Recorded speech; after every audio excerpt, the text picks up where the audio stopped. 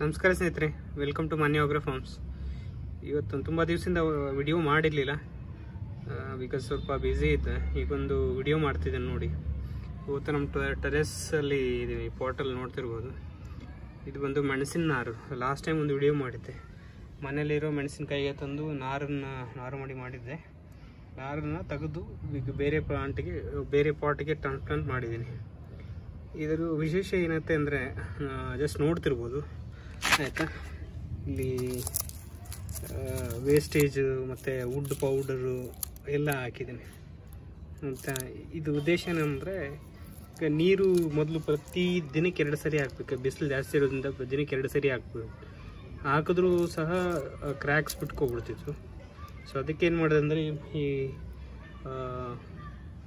ಮನೆ ಟೆರೆಸ್ ಮೇಲೆ ನೋಡಿ ಇದು ಈ ಥರದ್ದು ಎಲ್ಲ ಹಾಕಿದ್ದೆ. ಈಗ ಕೆಲವೊಂದು ಪಾಟಲ್ಲಿ ತೆಗೆದಿದ್ದ ವೇಸ್ಟ್ ಹಂಗೆ ಇತ್ತು, ಅದನ್ನೆಲ್ಲ ಚೆನ್ನಾಗಿ ಒಣಗಿಸಿ ಇದು ಮಲ್ಚಿಂಗ್ ಮಾಡಿದ್ದೀನಿ ಎಲ್ಲ ಪಾಟ್ಗೂ. ಈಗ ನೋಡಿ ಎಷ್ಟು ಚೆನ್ನಾಗಿ ಬರ್ತಾ ಇದೆ ನೋಡಿ. ನೋಡುವ, ಇದು ಇದು ಆ್ಯಕ್ಚುಲಿ ಇದು ಬಂದು ಮೆಣಸಿನ ನಾರಿಗೆ ಮನೆಯಲ್ಲೇ ಈಗ ಒಣಮೆಣಸಿನ್ಕಾಯಿ ತರ್ತಿರಲ್ಲ, ಅದನ್ನೇ ಬೀಜ ಮಾಡಿ ನಾರನ್ನ ಮಾಡಿಕೊಂಡ್ರೆ ನೀವು ಅದನ್ನು ನಾಟಿ ಮಾಡ್ಕೋಬೋದು. ನೋಡಿ, ಇದು ಆ್ಯಕ್ಚುಲಿ ನಾಟಿ ಮಾಡಿ ಒಂದು 2 ವಾರ ಆಗಿದೆ. ಎಷ್ಟು ಚೆನ್ನಾಗಿ ಬಂದಿದೆ ನೋಡಿ. ಇಲ್ಲೊಂದು 10 ಪಾಟಲ್ಲಿ ನಾಟಿ ಮಾಡಿದ್ದೀನಿ. ಸೊ ನಮ್ಮ ಮನೆಗಾಗಷ್ಟು ಮೆಣಸಿನಕಾಯಿ ಇದರಲ್ಲಿ ಸಿಗುತ್ತೆ ಆಯಿತಾ. ಇದು ನೋಡಬೇಕು, ಕೊತ್ತಂಬರಿ ಸೊಪ್ಪು ನಮ್ಮನೆ ಮೊದಲು ಒಂದು ವಿಡಿಯೋ ಮಾಡಿದ್ದೆ ಆಯಿತಾ. ಮನೆಗೆ ಹಾಕಿದ ಕೊತ್ತಂಬರಿ ಉಳಿದಿದ್ದನ್ನು ಹಂಗೆ ಬಿಟ್ಟಿದ್ದೀನಿ.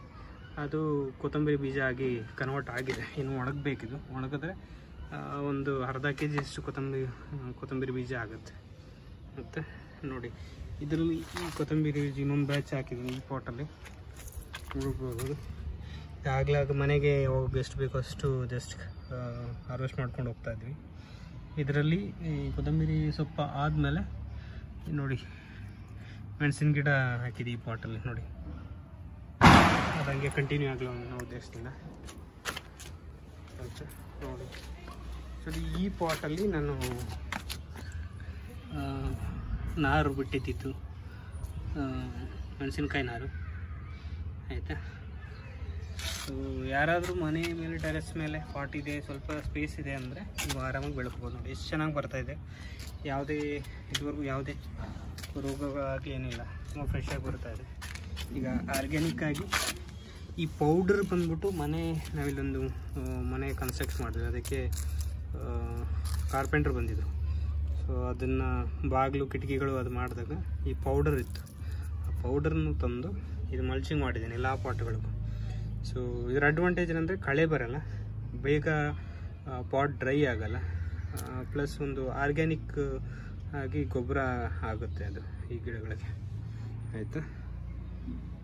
ಈ ವಿಡಿಯೋ ನಿಮ್ಗೆ ಇಷ್ಟ ಆದರೆ ಲೈಕ್ ಮಾಡಿ, ಶೇರ್ ಮಾಡಿ, ಕಮೆಂಟ್ ಮಾಡಿ ಆಯಿತಾ. ಸೊ ನೀವು ಹೆಂಗೇನಾದರೂ ಮನೆಯಲ್ಲಿ ಟೆರೆಸ್ ಗಾರ್ಡಲ್ಲಿ ಬೆಳ್ಕೊಬೇಕು ಅನ್ನೋ ಏನಾದರೂ ಡೌಟ್ಸ್ ಇದ್ದರೆ ಈ ವಿಡಿಯೋಗೆ ಕಮೆಂಟ್ ಮಾಡಿ, ನಾನು ನಿಮಗೆ ಗೈಡ್ ಮಾಡ್ತೀನಿ ಏನು ಮಾಡಬೇಕು ಅಂತ. ಥ್ಯಾಂಕ್ ಯು, ಧನ್ಯವಾದಗಳು.